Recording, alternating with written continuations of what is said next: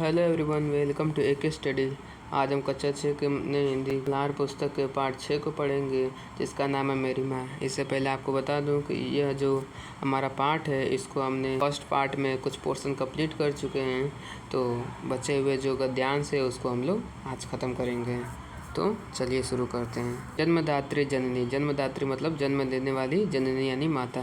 इस जीवन में तो तुम्हारा ऋण उतारने का प्रयत्न करने का भी अवसर न मिला इस जन्म में, तो क्या यदि मैं अनेक जन्मों में भी सारे जीवन प्रयत्न करूँ तो भी तुमसे ऋण नहीं हो सकता।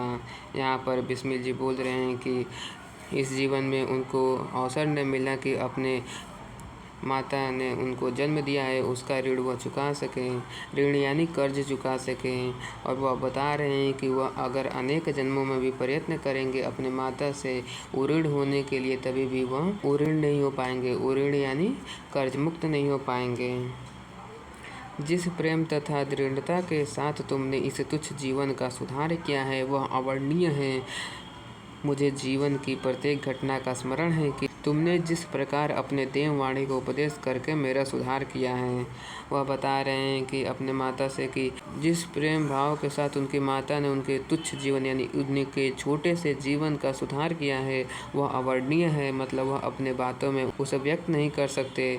उन्हें अपने जीवन में घटित प्रत्येक घटना का स्मरण है और वह देखते हैं कि जब भी मैं परेशानी में रहता हूँ, यानी जब भी बिस्मिल जी परेशानी में रहते हैं तब उनकी माता जी उनको देववाणी के समान उनका उपदेश करके उनके जीवन को सुधार देती है। मतलब उनको मनोबल नहीं गिरने देती, उनका हौसला बढ़ाती हैं। तुम्हारी दया से ही मैं देश सेवा में संलग्न हो सका।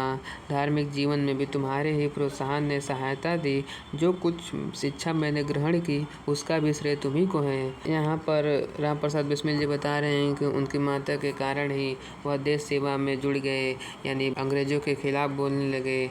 उनके धार्मिक जीवन मतलब धर्म का पालन करना, कभी भी धर्म के खिलाफ न जाना, वह धर्म पर विश्वास करने लगे केवल उनकी माता के कारण ही, उनके प्रोत्साहन के कारण ही।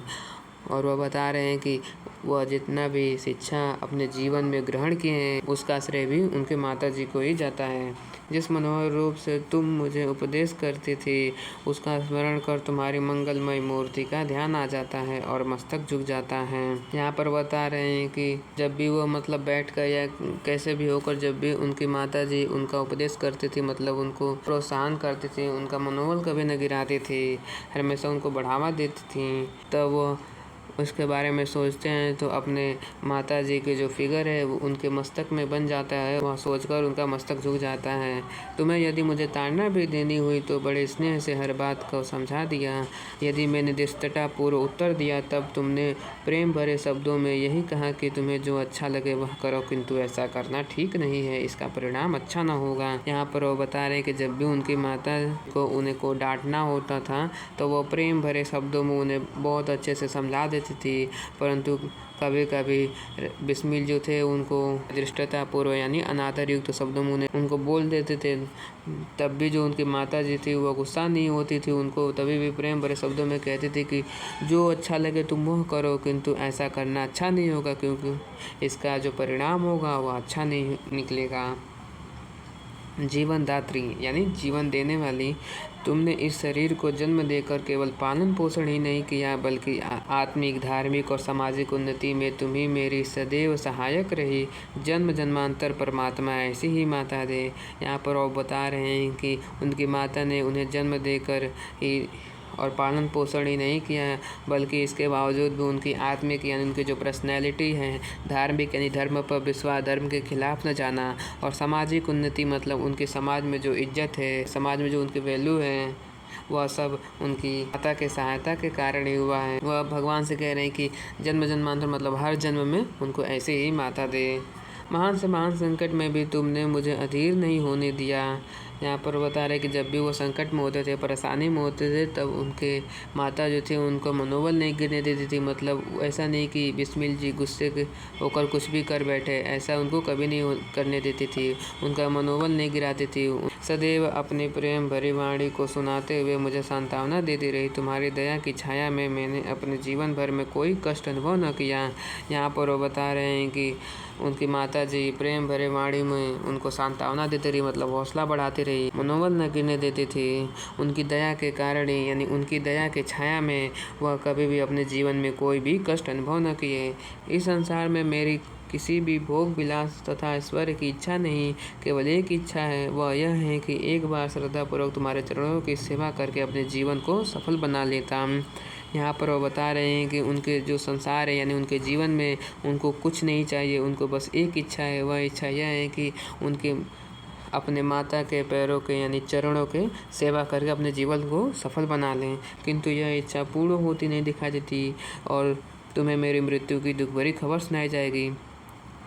वह तो अपने माता के चरणों को सेवा नहीं कर सकते क्योंकि इस समय जेल में बैठकर ये लाइनें लिख रहे हैं। वो बता रहे हैं कि यह तो इच्छा पूर्ण नहीं होगी और उन्हें राम प्रसाद बिस्मिल की मृत्यु की खबर सुनाई जाएगी, दुख भरी खबर सुनाई जाएगी। अपने माँ को हौसला न गिरे इसलिए वो अपने माँ से बोल रहे हैं कि माँ, मुझे विश्वास है कि तुम यह समझकर धैर्य धारण करोगे कि तुम्हारा पुत्र माताओं की माता या भारत माता की सेवा में अपने जीवन को बलि देवी की भेंट कर गया और उसने तुम्हारे को कलंकित न की, अपने प्रतिज्ञा पर दृढ़ रहा। वह अपने माँ से कह रहे हैं कि उन्हें विश्वास है कि उनकी माता जो है वो दुखी नहीं होंगी, धैर्य धारण करेंगी क्योंकि उनका पुत्र जो है यानी माताओं की माता यानी भारत माता के चरणों में उनकी सेवा में अपने जीवन को भारत माता की सेवा में अपने जीवन को बलि दे दिया और माता जी की को कलंकित न किया और अपने प्रतिज्ञा पर डटा रहा, कभी भी उसके पीछे न हटा। जब स्वाधीन भारत का इतिहास लिखा जाएगा तो उसके किसी पृष्ठ पर उज्जवल अक्षरों में तुम्हारा भी नाम लिखा जाएगा। वह बता रहे कि जब स्वाधीन भारत यानी जब आज़ाद भारत का जब इतिहास लिखा जाएगा तो उनके माता के बारे में बड़े बड़े अक्षरों में उनका नाम लिखा जाएगा। वह एक उदाहरण देकर बता रहे हैं कि जब उनकी मृत्यु की खबर उनकी माता को सुनाई जाएगी तो वो दुखी न हो। कि गुरु गोविंद सिंह जी की धर्मपत्नी ने जब अपने पुत्रों की मृत्यु की खबर सुनी तो बहुत प्रसन्न हुई थी और गुरु के नाम पर धर्म रक्षार्थ अपने पुत्रों के बलिदान पर मिठाई बांटी थी। बता रहे हैं कि जब गुरु गोविंद सिंह की पत्नी जब वह अपने पुत्रों की मृत्यु की खबर सुनी थी तो वह दुखी न होकर बहुत प्रसन्न हुई थी और मिठाई बांटी थी, इसलिए क्योंकि उनके पुत्र जो धर्म की रक्षा में अपना जीवन को बलिदान दे दिए।